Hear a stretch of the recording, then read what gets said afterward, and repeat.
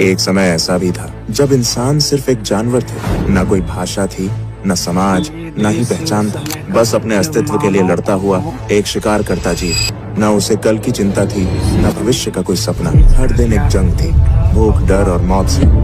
यहीं से शुरू होती है जानवर से इंसान बनने का सफर।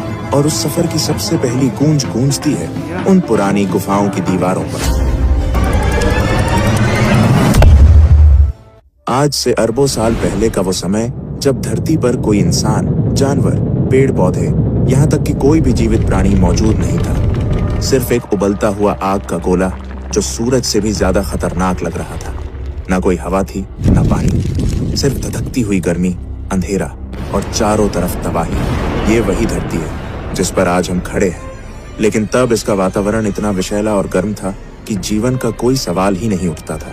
धीरे धीरे लाखों साल बीत गए। धरती ठंडी होने लगी, ज्वालामुखी शांत होने लगे और धरती का पहला समुद्र बना। इन समुद्र में विभिन्न रासायनिक पदार्थ एक दूसरे के संपर्क में आने लगे और एक अद्भुत प्रक्रिया की शुरुआत हुई, जीवन की प्रक्रिया।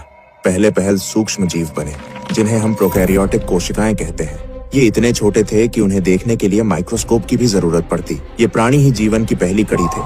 कोई हाथ पैर नहीं, कोई दिमाग नहीं, बस एक सरल कोशिका जो जीवन के पहिए को घुमा रही थी।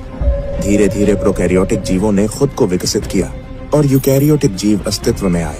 अब जीवन सिर्फ एक कोशिका तक सीमित नहीं था, बल्कि कई कोशिकाएं मिलकर एक शरीर का निर्माण करने लगी थी। फिर समय के साथ धरती का वातावरण बदलता गया। पृथ्वी में ऑक्सीजन की मात्रा बढ़ने लगी और समुद्र जीवों से भरने लगे। फिर आया एक ऐसा समय जिसने जीवन की दिशा ही बदल दी। इस दौरान हजारों नई प्रजातियां एक साथ विकसित हुईं।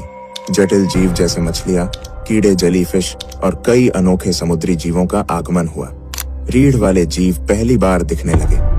जीवन तेजी से विकसित होने लगा और फिर कुछ जीव पानी से बाहर निकलकर धरती पर भी अपने पैर जमाने लगे। कुछ मछलियां विकसित होकर उभयचर यानी एम्फिबियंस बन गईं, जिन्हें पहले पानी और फिर धीरे धीरे जमीन पर रहने की ताकत मिली। फिर आए सरीसृप यानी रेप्टाइल्स। ये वो जीव थे जिन्होंने धरती पर राज करने की शुरुआत की। इन सभी के बीच धीरे धीरे विकसित हुआ एक ऐसा समूह जिसने आगे चलकर पृथ्वी के सबसे बड़े साम्राज्य को जन्म दिया, डायनासोर। धरती का सबसे दिलचस्प दौर जब डायनासोर पूरी पृथ्वी में राज करते थे, जो लगभग 23 करोड़ साल पहले शुरू हुआ था।